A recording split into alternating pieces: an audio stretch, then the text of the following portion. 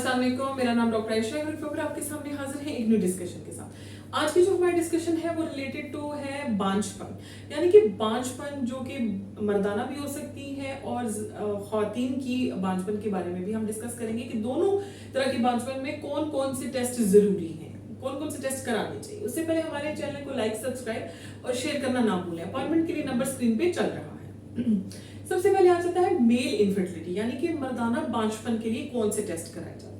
तो उसमें ज्यादातर जो कॉमन टेस्ट है, जो एक ही टेस्ट है, सीमन एनालिसिस, यानी कि मर्दाना जरासीमों का टेस्ट किया जाता है। उसमें 3 से 4 क्राइटेरिया होते हैं जो कि हम देख लेते हैं, यानी कि टोटल काउंट, टोटल जो स्पर्म की अमाउंट है वो क्या नॉर्मल रेंजेस में है, उसकी मोटालिटी चेक कर लेते हैं, यानी कि उसकी हरकत। उसमें 3-4 कैटेगरीज आ जाती हैं जिसमें रैपिड आ जाते हैं, नॉन प्रोग्रेसिव आ जाते हैं और स्लो आ जाते हैं।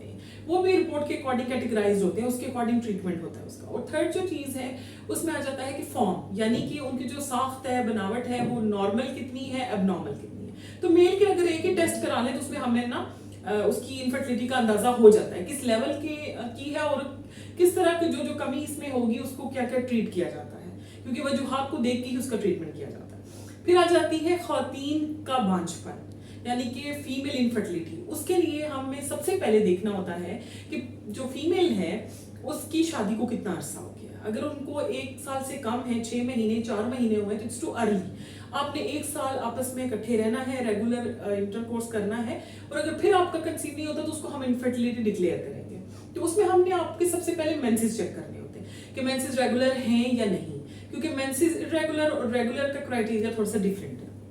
अगर आपके मेंसेस इरेगुलर है तो हमने उसकी वजह ढूंढनी होती है, कहीं थायराइड इम्बैलेंस तो नहीं है, प्रोलैक्टिन लेवल ऊपर नीचे तो नहीं है, पीसीओएस तो नहीं है, कहीं पे कोई और इशू तो नहीं है। ये कॉजेस देख के फिर उनको ट्रीट किया जाता है, ठीक है।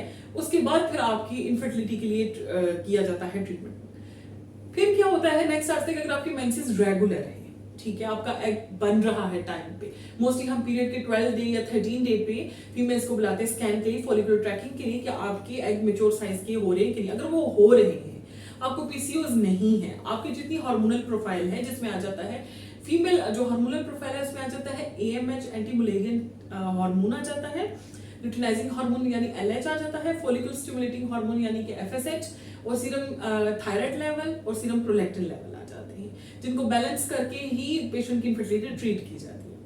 अगर आपकी वो बिल्कुल ठीक है, नॉर्मल रेंजेस में है। इसके अलावा मैंने जैसे कि आपको बताया, अगर आपको पॉलिसिस्टिक ओवरी स्कैन पे नहीं है, पानी की थैलियां नहीं है, कोई भी ऐसा इशू नहीं है, तो फिर हम रिकमेंड करेंगे आपको कि आपने हिस्टेरोसल्पिंजियोग्राफी करनी, यानी कि ट्यूबल पेटेंसी देखनी है कि कहीं आपकी ट्यूब्स ब्लॉक तो नहीं है, दोनों ब्लॉक तो नहीं है, एक ब्लॉक तो नहीं है।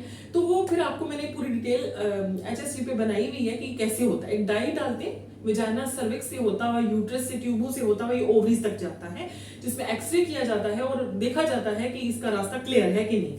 अगर वो भी क्लियर है तो फिर हम लास्ट पे एक टेस्ट होता है जिसको कहते हैं लेप्रोस्कोपी, यानी कि कैमरा डाल के अंदर डाई डाल के चेक करते हैं। तो वहां पे अगर ये लोगों की HSG ठीक है, सब चीजें ठीक है, तो वो जाके लेप्रोस्कोपी पे फाइंड आउट होता है, रूल आउट होता है, जिससे हम ओवरीज का साइज, यूट्रस का साइज देख लेते हैं और देखते हैं उनकी बनावट ठीक है, ट्यूबें ओवरीज पे खुल रही है, अलाइनमेंट ठीक है, उसके आगे पीछे बुरा हाल तो नहीं है, उसका एडहेरेंस तो नहीं है, क्लॉट्स तो नहीं, छोटी छोटी सिस्ट तो नहीं बनी।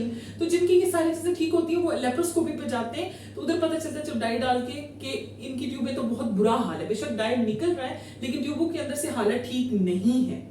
लेकिन अगर जिन लोगों का लेप्रोस्कोपी भी ठीक आती है तो उनको हम फिर डिक्लेयर करते हैं अनएक्सप्लेन्ड इनफर्टिलिटी, यानी कि ऐसी इनफर्टिलिटी जिसकी कोई वजह नहीं है, यानी कि सारे टेस्ट नॉर्मल है, बिल्कुल ठीक है। तो इस तरह के पेशेंट्स में हम रिकमेंड करते हैं कि आप IUI या IVF ICSI की तरफ चलें। होप सो आपको इससे काफी आइडिया हुआ होगा, काफी क्वेरीज दूर हुई होंगी। किसी किस्म का कोई सवाल हो तो आप पूछ सकते हैं। इसी के साथ हमें इजाजत दें। अल्लाह हाफिज।